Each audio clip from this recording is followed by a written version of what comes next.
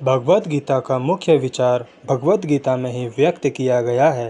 यह बिल्कुल ऐसा है, दवा लेते समय हम उस दवा को अपनी इच्छानुसार या अपनी इच्छानुसार नहीं ले सकते। हमें डॉक्टर के निर्देश या दवा की शीशी पर दिए गए निर्देश को पालन करना होता है।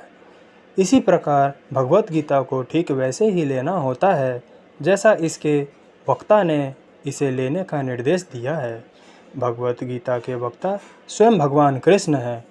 भगवद गीता के प्रत्येक पृष्ठ में श्री कृष्ण का उल्लेख सर्वोच्च भगवान के रूप में किया गया है।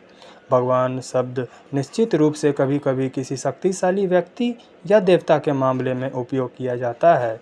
यहाँ भगवान कृष्ण को भगवान शब्द द्वारा एक महान व्यक्ति के रूप में वर्णित किया गया है। लेकिन साथ ही हमें यह जानना चाहिए कि श्री कृष्ण सर्वोच्च भगवान हैं। भगवान कृष्ण सर्वोच्च भगवान हैं। भगवान कृष्ण ने स्वयं भगवद गीता में कहा है कि वे स्वयं परमेश्वर हैं।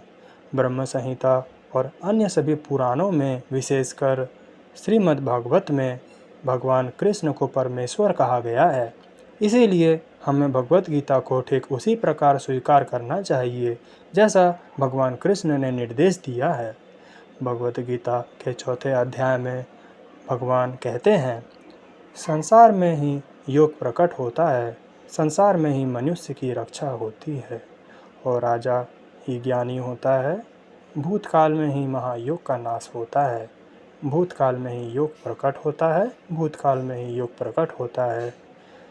भूतकाल में ही भक्त संसार के रहस्यों को जानते हैं।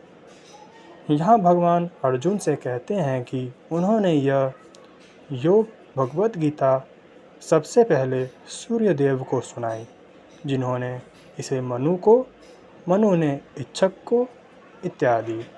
यह ज्ञान गुरु परंपरा के माध्यम से गुरु से शिष्य तक निरंतर प्रवाहित होते रहा, परंतु किसी समय इसी परंपरा के भंग होने के कारण हम इस ज्ञान को खो बैठे।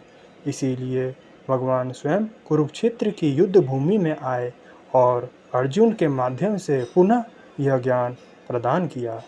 उन्होंने अर्जुन से कहा, तुम मेरे भक्त और मित्र हो, इसीलिए मैं तुम्हें यह रहस्यपूर्ण परम ज्ञान दे रहा हूँ। इन शब्दों का अर्थ यह है कि भगवद गीता की ज्ञान